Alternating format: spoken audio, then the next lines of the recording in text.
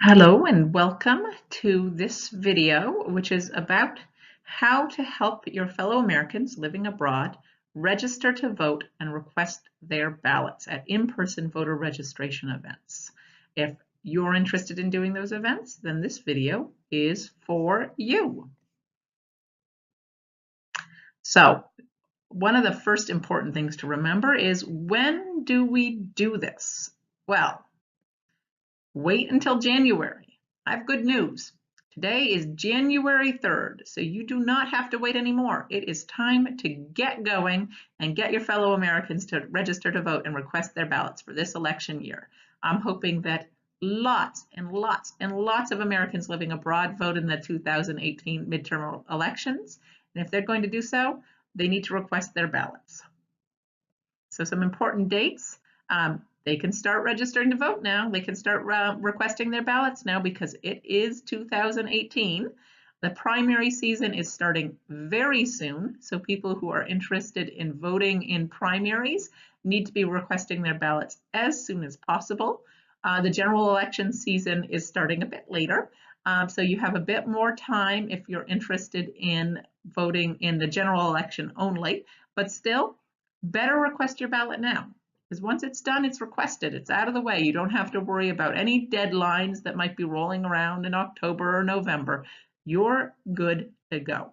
So it's good to urge people to not put this off. Make it your New Year's resolution to register to vote and request your ballot and to vote in the midterm elections. And this is the first step. Now, we register to vote and request ballots using the federal postcard application. And this is a standardized form that we send to our local election officials that allows Americans living abroad to register to vote for the first time, to request a ballot for that election year, and also to change their voter contact information in their file that the local election official maintains. So if they move, if they have new phone numbers, new contact information, this keeps everything up to date. The FPCA needs to be filled out every election year. So it's good for one election year only.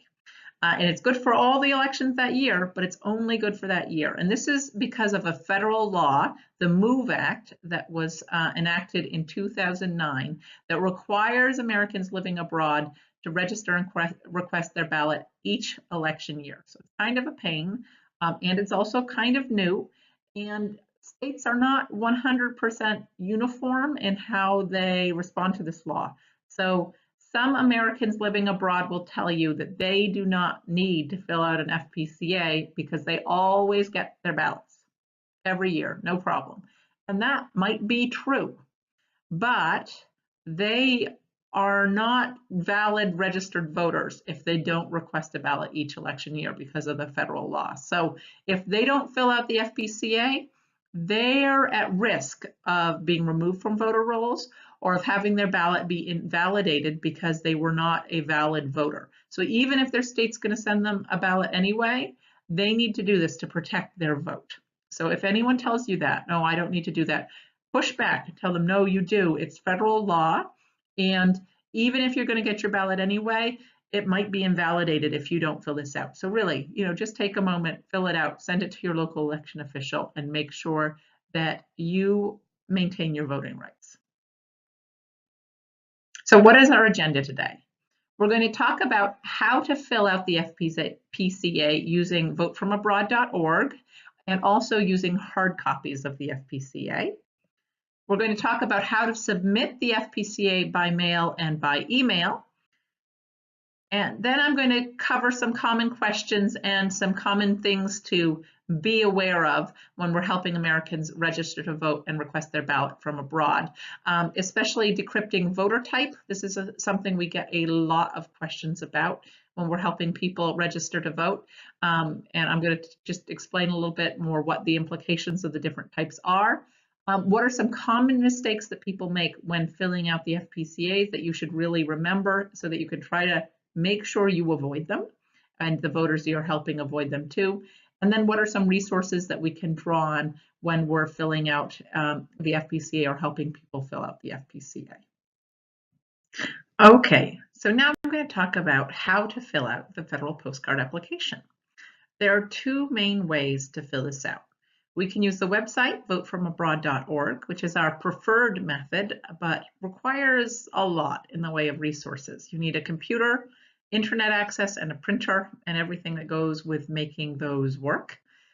Or you can use the hard copy of the FPCA, which isn't really our preferred method just because it's a lot more work for us as people helping Americans to register and request their ballots from abroad, and there's more room for error with this method. But it only requires internet access, and you can even do it with no internet access, but I don't really recommend trying that. Get a smartphone, have a data plan, and use that to get access to the internet. It'll make it easier to find the information you need. So let's talk about how to do this with the website first. So the website votefromabroad.org is a website that helps us fill out the FPCA. It has information about up-to-date rules and requirements for each state so that it can prompt us to fill in the correct information so that we may meet our state's requirement. And in the US, there are 50 states and they all require different things. So it really is impossible when you're helping people register and request ballots from abroad, when you get people from every imaginable state. You couldn't possibly know what all of the requirements are yourself. You're not going to memorize that. So it's good to have this website that knows all that for us and asks for the correct information. And that way we make sure that these things are filled out correctly with up-to-date requirements met. Another big plus of the website is that everything's nicely typewritten on the form when you fill it out using the website. And that means that it's legible. And the number one reason why an FPCA would be rejected by a local election official is because the handwriting's bad and it's illegible. So we just avoid that risk if we use the website and it's all printed. So now it's your turn. I'm going to ask those of you who are using this as a training sort of at home to just pause the video and go to the website and try to fill it out. Try to fill out your FPCA using the website. Hopefully you'll succeed, but you should definitely be familiar with this website, so give it a go. And when you're done, just come back and we will go over the process together. Okay, now hopefully you've filled out and successfully filled out your FPCA using the website, and I'm going to just talk about how to do it, just to remind you. So you go to the website, which looks like this, and you click on Start Here. Then you get this screen that asks you for lots of information, your voter type, your name, your contact information. It asks for an email and a phone number, and it requires both of those. It asks for your sex. It asks for any previous names you might have had. It asks for your address in the US and your address abroad. So it asks for a lot of information. When you select voter type, you'll get this drop-down list.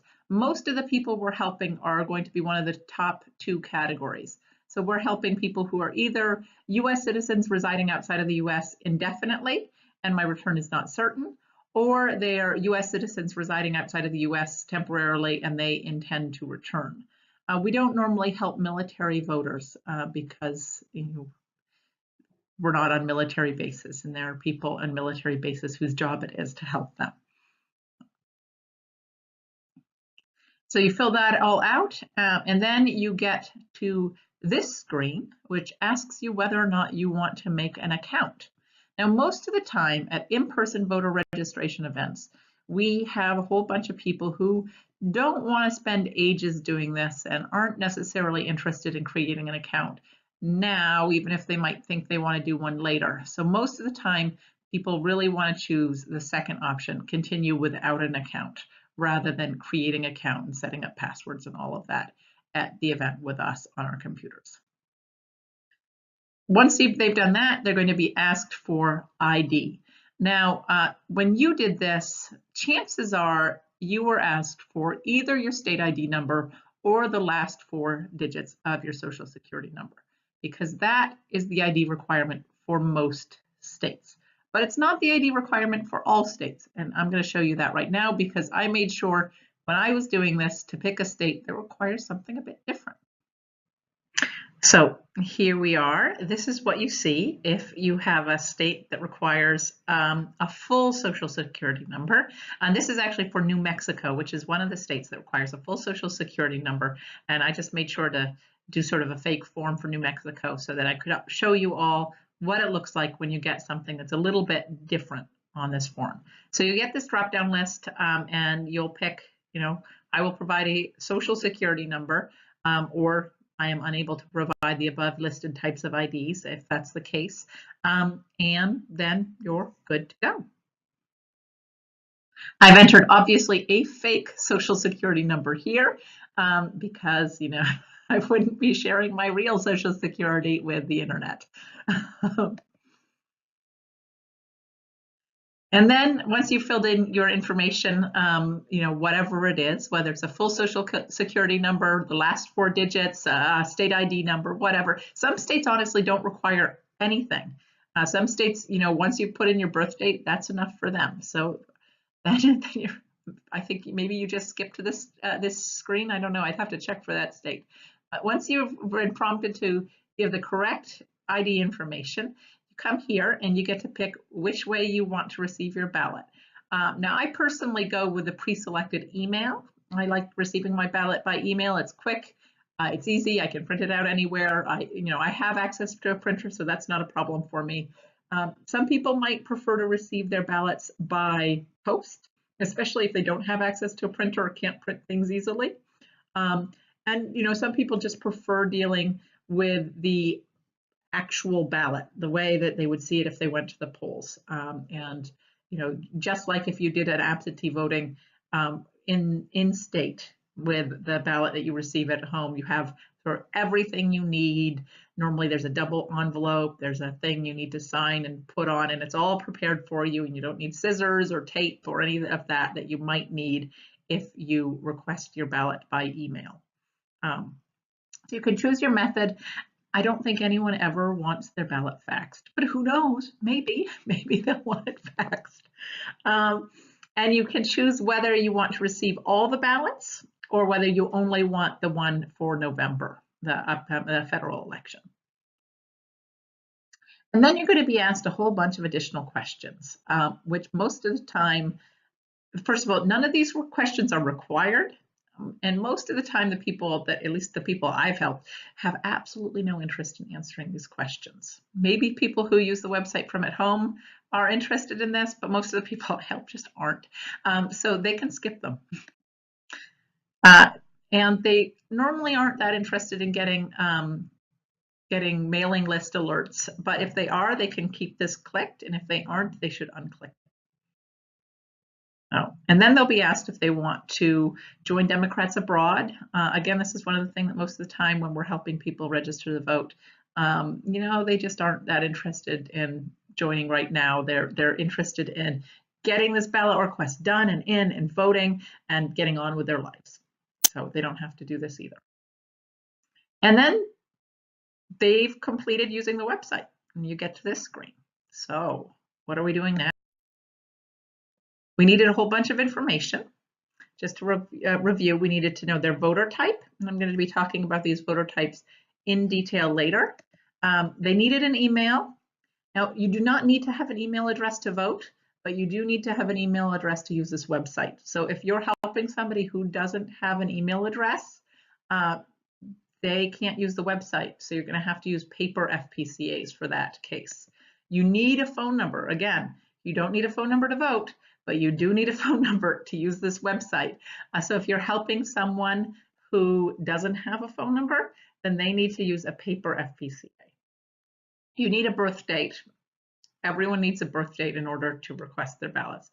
You need to enter your sex. This is another one of those things that the vast majority of states do not require you to say whether you are male or female in order to register to vote or request a ballot.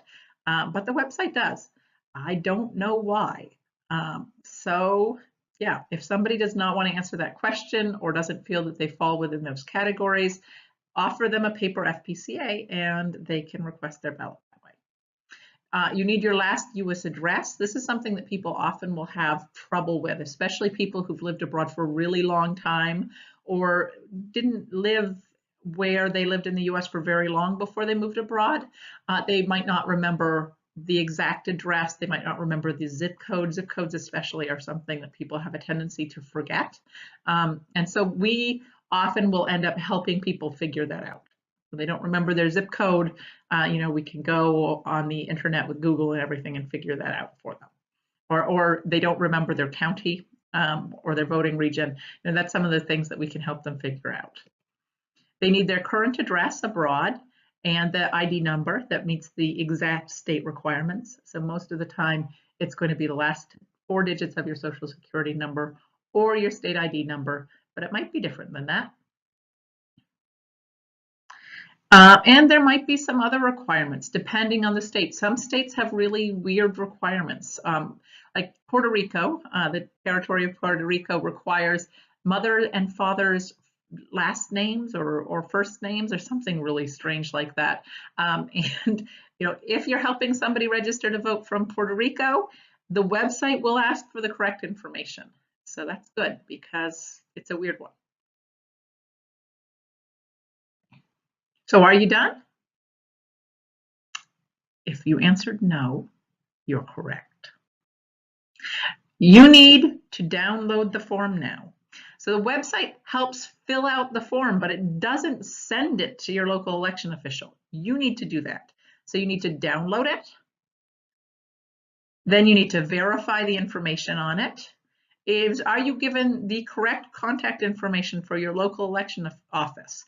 This is something that you can make a mistake on. Actually, I made a mistake once. I was filling out the form, and when it asked me to pick my voting region, I looked for the county instead of the city.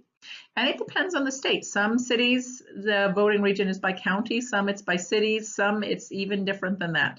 And I looked for county, and there happens to be a town in my state, which is Vermont, with the same name as my county, Chittenden. So I picked Chittenden. And then when I was looking at this information on the form, I was like, wait, that's not the right address. I'm not supposed to send my form to this town. I'm supposed to send it to the town I'm from, to Jericho. And that's when I realized that I'd made a mistake and I picked the wrong voting region and I had the wrong contact information. So just verify that with the voter you're helping to make sure it looks correct to them. Verify the form itself. Is this form, does it give the correct information? Does it have everything it needs? And then one of the most important steps, sign and date the form. It's not valid if you don't sign and date it. And that's one of the main reasons that an FPCA would be rejected. And it's the only one that the website can't help us avoid. But one of the top 4 reasons why an FPCA is rejected is because people forgot to sign it. So make sure that your voter signs and dates the form. So are you done now? So there's still some stuff to do. We recommend that you ask your voters to set themselves some reminders. First of all, in about 2 weeks, hopefully their local election official has received their FPCA and processed it, and everything is good and set to go. But they don't systematically notify us when they've done that. So it's good to just follow up and make sure that everything is good with your ballot request and that you're going to be receiving your ballots. So we recommend that they follow up with their local election official in about 2 weeks, and they have all the contact information they need on the downloaded form. And then we also recommend that voters set 2 sort of reminders for themselves. Right in the calendar app in their smartphones, they can go in there and put in a reminder for September 21st, because states are required to send out ballots 45 days before the general election. That is September 21st. So people should receive their ballots starting around then, or a little later, maybe if they ask for it by paper mail. But with email especially, they should really receive it September 21st. So they need to start looking for their ballots then.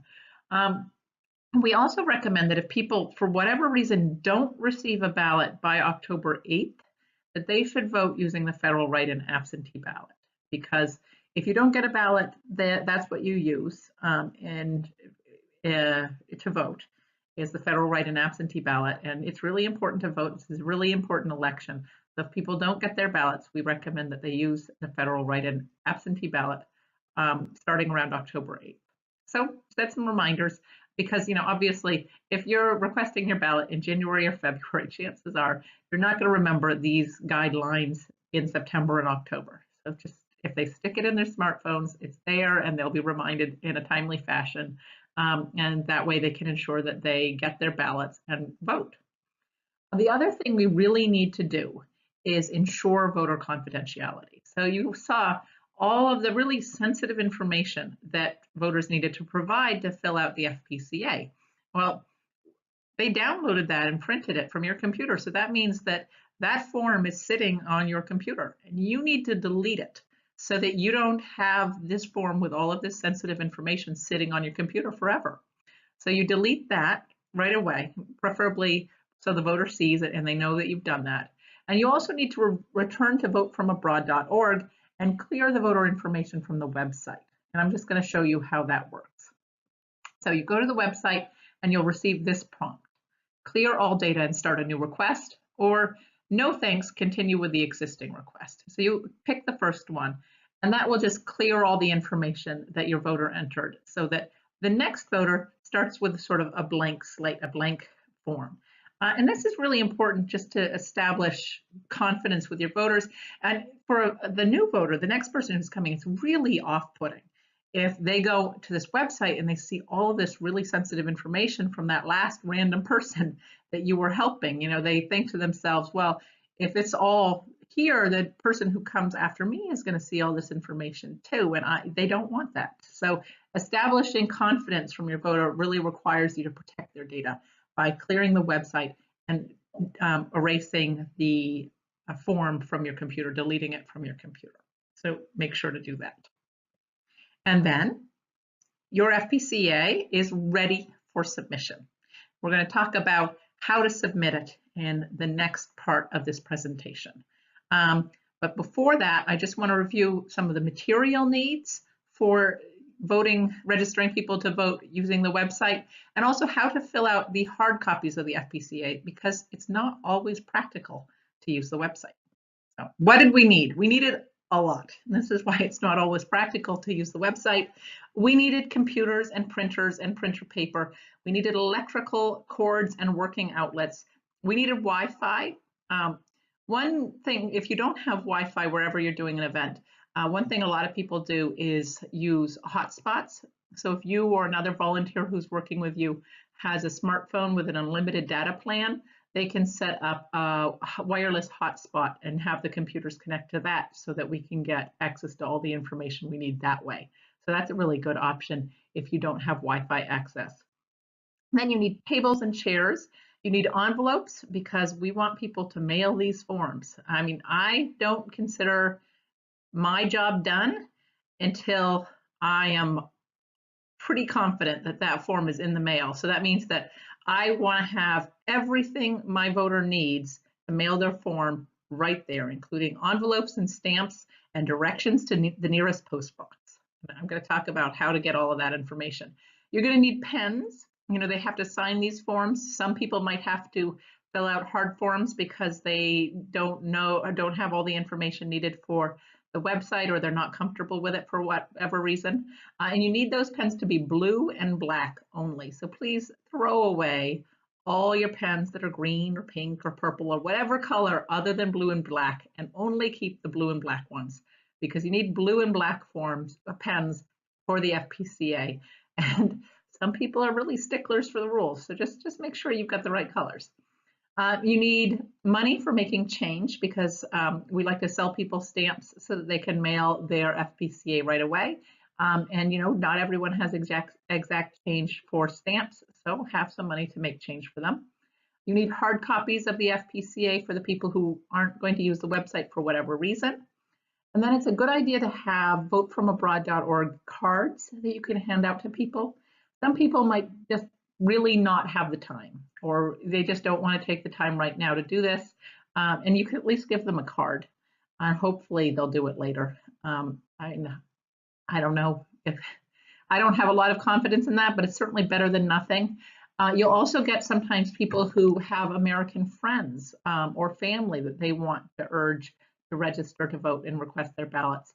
And you can give them cards so that they can pass them along to their friends and family and get them to request their ballots. And then it's also a good idea to have a banner or some other stuff that makes you visible, like American flags and balloons and things like that, so that people can find you. Because presumably you've been advertising this event, it's at a specific location, people know to come there, but they need to be able to figure out exactly where to go. And that's where these banners and balloons, flags, etc., that make you visible, they're really handy. So those are the materials that you need. Okay, that covers just about everything about using the website. So now we're going to move on to how to fill out the FPCA if you're using hard copies. So if you can't use the website for whatever reason, you use hard copies. And the thing that's really important here is giving voters correct information about the requirements for their state. And to find that information, we refer to the Voting Assistance Guide from the Federal Voting Assistance Program. And that has all the up-to-date rules and requirements for each state. And so you see the website right here on this screen, and that's the website. You want the full address there, www.fvap.gov/VAO, that's for Voting Assistance Officer, /VAG, that's for Voting Assistance Guide. And that'll take you right to the guide, and that's what you want. I'm going to talk a little bit about how to find the information you need using the guide, and then how to help people fill out this ballot. So if you go to that web address, you'll get this screen. You see this nice map of the US with all the states, and you can select from the drop-down list the state that you need information about, and then you'll just get the information for that specific state. So I'm going to pick California just because. And then when you get the information for your specific state, you don't have to read everything here, which is nice because there's a lot written here. There's some specific places to look for the information that you may need to help your voter. So right at the top, one of the things that you might need to know, depending on the voter that you're helping, is whether or not they can vote in this state. So this is a very specific case of people who are born abroad and have never lived in the US, US citizens born abroad who haven't lived in the US, like my kids. My kids are too young to vote, but when they turn 18, if they've never lived in the US, they'll be in this case. They'll be an American citizen who has never lived in the US, and they'll need to know, can they vote in their state? Now, first of all, what state would they vote in? And the answer is they vote in the state that their parent or legal guardian last lived in when they lived in the US. So I'm a Vermont voter. For my kids, it would be the state of Vermont that they'd vote in once they turn 18 and are eligible. In this case, we're looking for California. So somebody whose parents are California voter or voters and has never lived in the US, would they be eligible to vote in the state of California? And the answer is yes. It tells us this here. And there are some states, unfortunately, that disenfranchise these voters. And I'm going to talk more about that when I talk about voter type. What are those states that disenfranchise those voters? So, but if you have somebody who's never resided in the US, they'll need to check here to see if they can vote in that state. Then for everyone, more common things you need to know is what are the ID requirements for the state? And you find that in this section. So registering or requesting your absentee ballot. And you want to look specifically at the requirements in section 1 and section 6, because these are the sections of the FPCA that ask for ID or anything special or different that the state might require. So in section 1, it'll say the information you need to provide. If you have one of the states that requires you to enter sex, it'll tell you that here. If your state requires a full social security number, it'll tell you that here. California is a pretty normal state. It requires a birth date, which all states require, and either a state ID number or the last 4 digits of your social security number, which, as I've mentioned before, is the main requirement for most states. So for your voter, whatever state they're voting in, you look in on the website for their state, and you specifically check the requirements in Section 1 and in Section 6. See if there's anything funny about this state in Section 6. And you see here the standard thing that is written about Section 6 in the Voting Assistance Guide, which is just, provide any information that may assist your election official in accepting this form. Blah, blah, blah. You may use this space to designate particular elections or the period you wish to receive ballots. This is what's written when there's no funky requirement. Then the last thing you need to check is what their local election official's contact information is, because they need to send this form to the right place. And that's at the very end, they have a big list of addresses, or little, depending on the state. What is it? Alaska has all overseas voters send the form to the same place. Now, that's pretty unusual, though. Most of the time, you send them directly to the local election official for your voting district. In California, it's by county. So I was doing a pretend form for Alameda County. I used to live in Berkeley, California, so that was in Alameda County, and looked for the mailing address for the Alameda Registrar of Voters, and all of the contact information I needed was right there at the top of the form. So that was kind of handy. But depending on the state, it might be by city. Like my actual voting state, Vermont, it's the local election offices are by city, not by county. So then you look for the city or town that people are voting in instead of the county. Well, you need to find the correct information so that they can note that all down, and they'll want at least the address and the email address so that they can do follow-up with their local election official. And I'd suggest that they record all of this. So now it's your turn. And if you're using this as a self-training, I recommend that you pause this video and get a copy of the federal postcard application and give it a go. Fill it out. Use the voting assistance guide to find the information you need to fill out this form for your state, or get a friend to have you help them so that you can try that. And then when you're done, come on back here and we'll talk about this some more. All right, so we filled out the FPCA. What have we got to do now? Well, obviously we're not done yet. So here's what we've got to do. First, we need to ensure that it's legible. One of the main reasons that a FPCA is rejected is because the handwriting is illegible. And then they just, they don't want to deal with it. They get rid of it.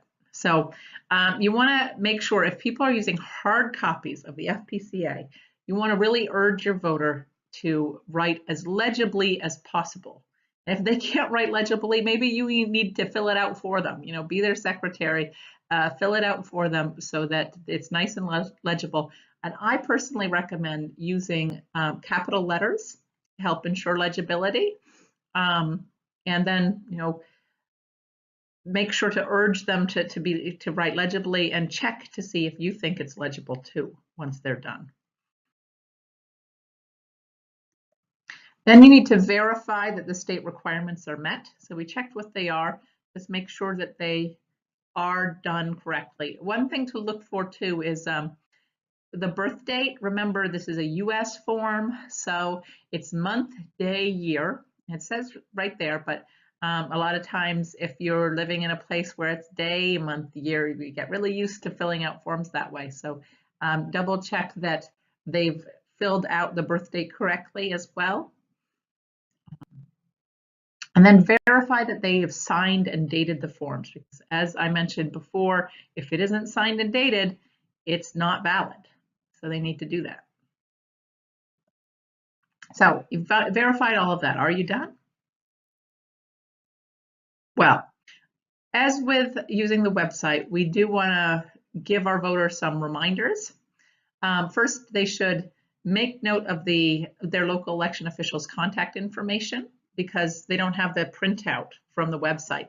The printout included all that information for them, but here all they have is this form, and they're going to mail that soon. So they need to know all the contact information so they can do follow-up with their local election official. And again, they want to follow up in about 2 weeks to confirm that they got the form and that everything is okay with their form. And they want to keep an eye out for the general election ballot around September 21st. And then they want to think about doing a federal write-in absentee ballot starting around October 8th, if for whatever reason they do not receive their ballot. So have them set those reminders in their phone so that they know what to look out for, how they should follow up and everything like that. Okay, and now the FPCA, the hard copy FPCA, is ready for submission. Congratulations. So one last review before we get into how to submit the FPCA once you've completed it using either the website or the hard copies. So for using these hard copy forms, as I've mentioned, you need less material than if you're using the website. So it's practical in a lot of circumstances. I mean, you can gather all the materials you need in a small, folder and have a clipboard and do this at work or in a park or wherever if you're working with hard copy forms. All you need are the forms. You'll want envelopes and stamps so that you can help people submit their FPCAs once they've completed them. You need the pens, and they need to be blue or black, so throw away all the other colors. And you'll want maybe some paper or note cards so that people can write down their local election officials' contact information. You'll need money for making change when you're selling people stamps. And you'll also want vote from abroad cards and a banner or something that calls attention to yourself. So that people, if you're doing it in a park or I mean, we've even done voting registration events at like a marathon and stuff like that. You need something so that people can find you. So a banner works for that, or a flag, or something. So, but those are basically what you need to do a voter registration event using the hard copies. It's not a whole lot, and it's pretty easy to have it all, which is one of the advantages of using the hard copy form over the website. Although, as you've seen, there's a lot more work and a lot more things you need to double check just to make sure that information is correct when you do this method. Okay. So now moving on, let's talk about how we submit the FPCA once we've filled it out. There are 2 ways I'm going to talk about today. The first, and this is the main thing you're probably going to be doing with your voters, is submitting by mail. All states accept FPCAs that are submitted by mail.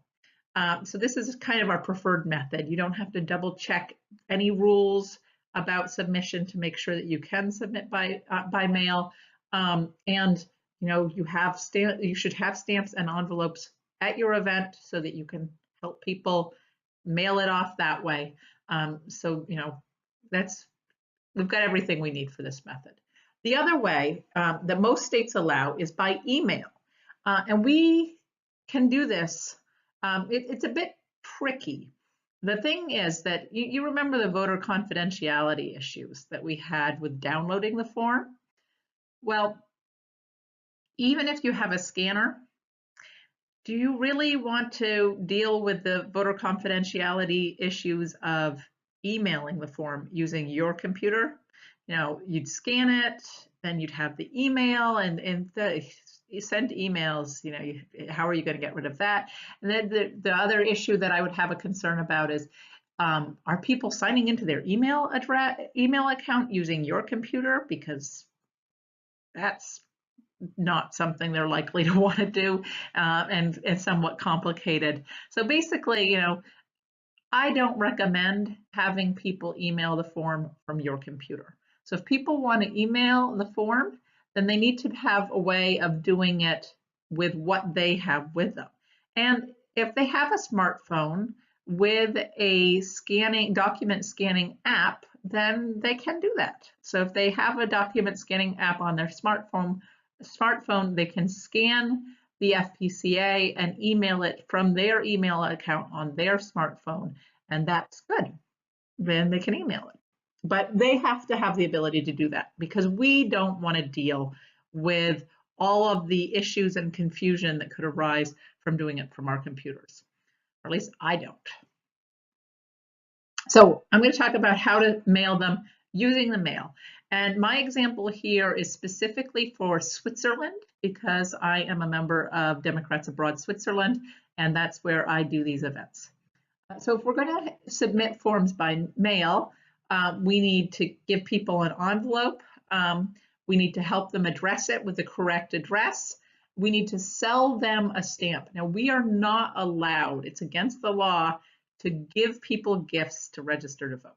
So you can't give them a gift of a 2 franc stamp. You have to sell it to them.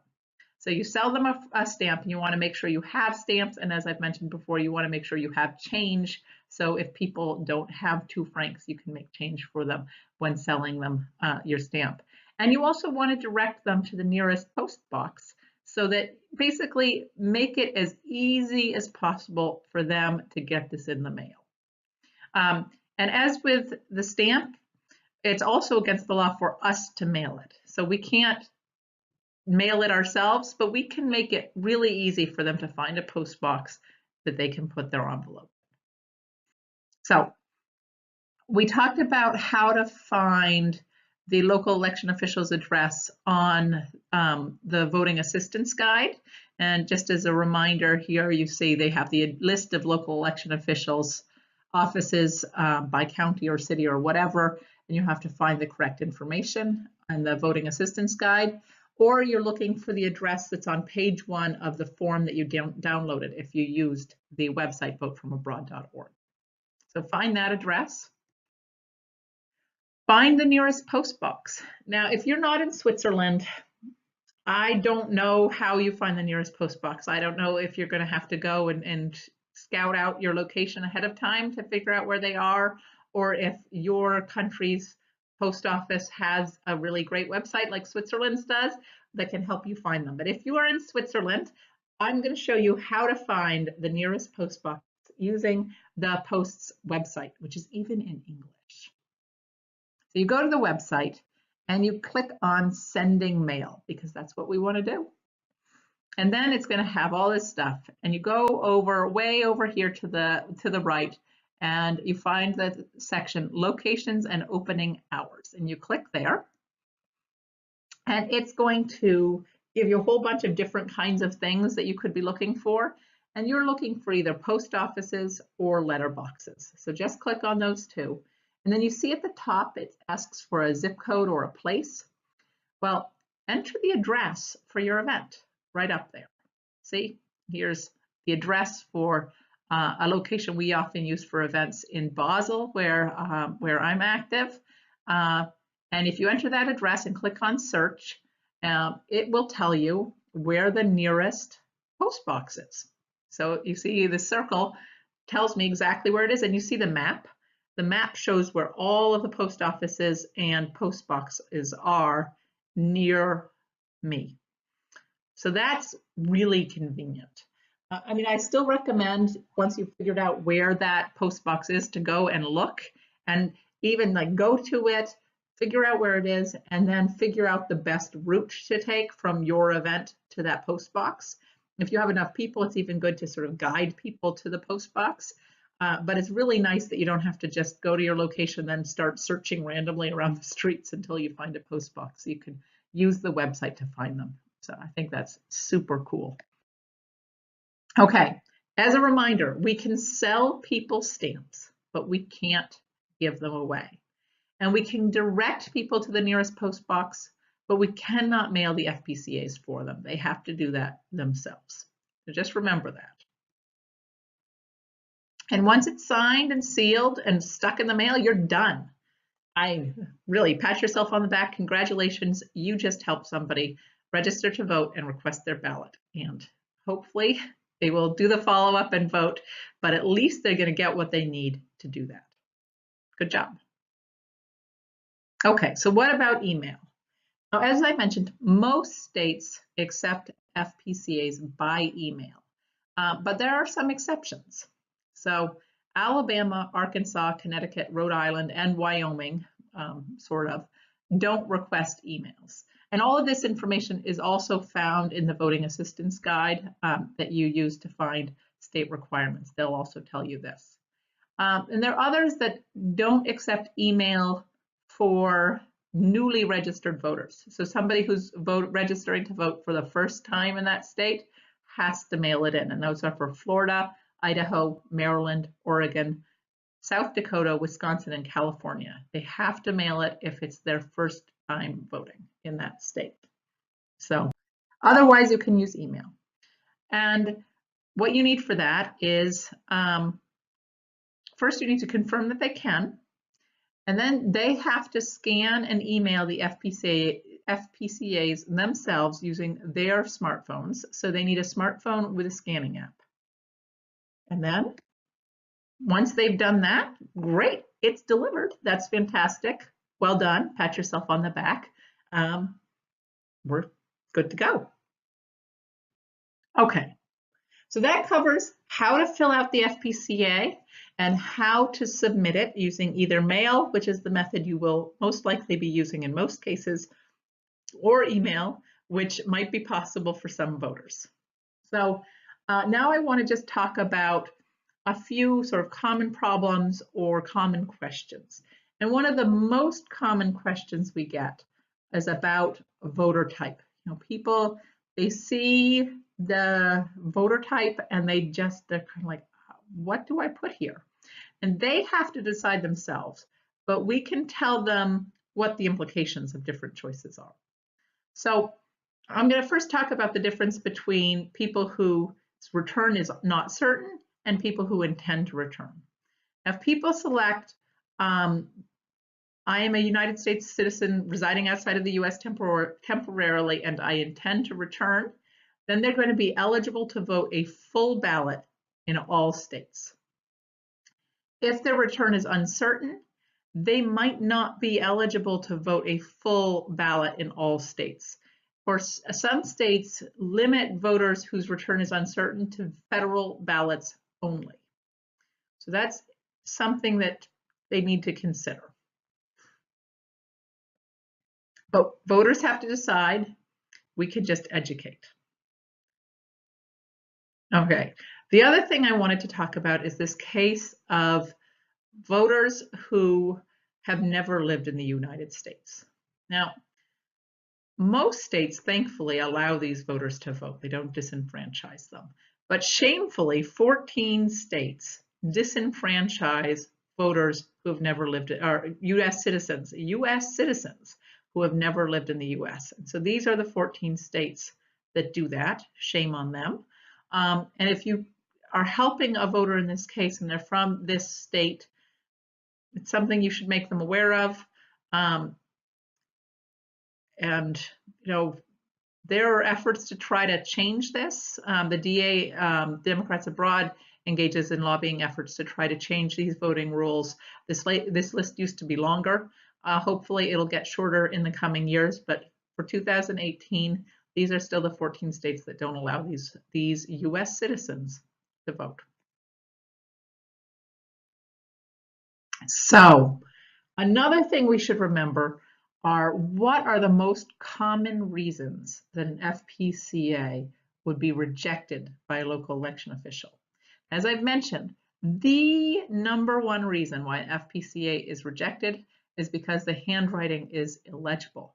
This is a big reason why we prefer the website, votefromabroad.org, to hard copies of the FPCA, because using the website, we do not have to worry about this. Another reason, a big reason why FPCAs are rejected is because people forget to sign them. So for the love of God, please verify that they are signed before you let anyone put an FPCA in an envelope or seal it. Another big reason why the form might be rejected is because it doesn't meet state guidelines. So like the ID requirements are not met.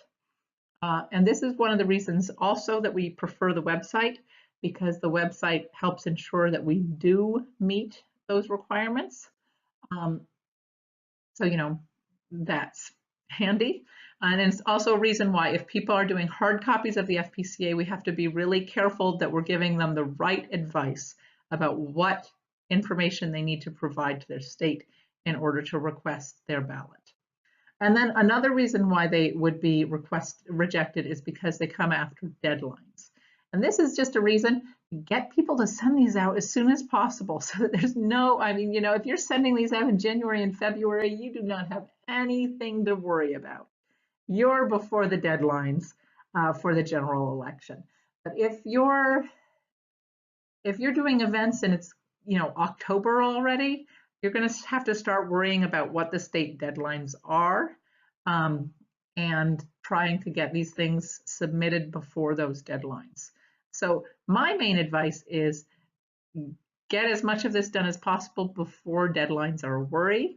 And if you're getting towards the deadlines, I have some resources that'll help you know what the deadlines are for each state. And it's, you know, the deadlines by state, it's one of those other things, like there are 50 states and there are 50 different deadlines, just to drive you nuts. So this screen just provides you some links to handy resources from Democrats Abroad and from abroad.org, and also from the Voting Assistance Guide and the Federal Voting Assistance Program. So you have links to primary election deadlines, general election deadlines, general get out the vote information, a link to the Voting Assistance Guide, which I've already provided you with, and a whole bunch of other stuff. And hopefully with this, you'll be able to find everything you need. Good. And that brings us to the end of our presentation. So remember, vote, help people vote. The more of we vote, the better. And wishing everyone a good 2018. Thank you very much.